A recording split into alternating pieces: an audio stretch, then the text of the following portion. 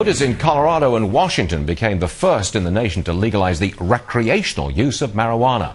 Joining us now is Dale Sky Jones, the Executive Chancellor of Oaksterdam University, which essentially teaches all about marijuana, how to grow it, how to sell it, how to market it. Have I got that right, Sky? Indeed you do. Good morning. Thanks for having me today. Would you consider this a breakthrough? Voters in Colorado and Washington state say, okay, you don't need a prescription, it's not medication, go ahead, get stoned, get high, it's recreational, it's legal. A breakthrough?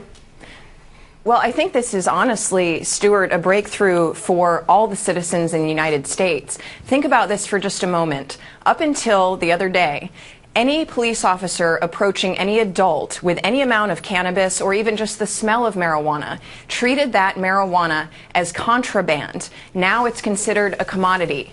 Now think about that contraband. They now have to take that by force from that citizen and then go prove that it's marijuana. So we're also looking at tremendous cost reduction even to our crime labs. Not just dollar cost but human cost, because we can now focus on violent crime.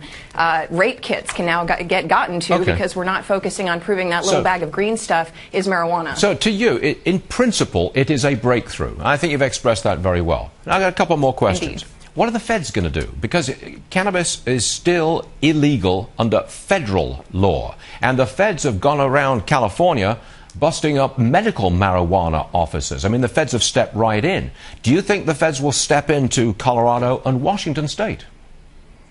Well, that's an interesting point, and this is what's so troubling. You see horrible attacks occurring not just in California, but in Montana, where people are facing upwards of 80 years of mandatory minimums. Compare that to, say, Jerry Sandusky, who's facing, 30.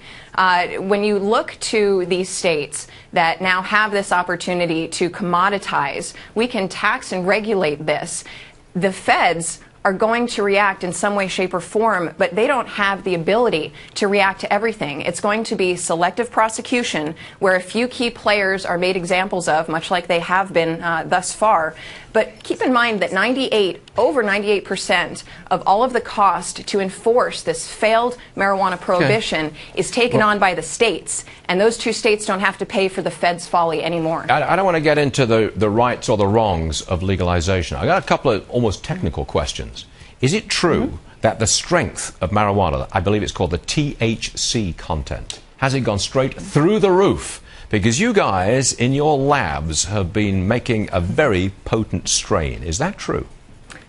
Well, actually, it happens more often in grow rooms that strains are selected for different types of benefits, and in some cases, yes, how high.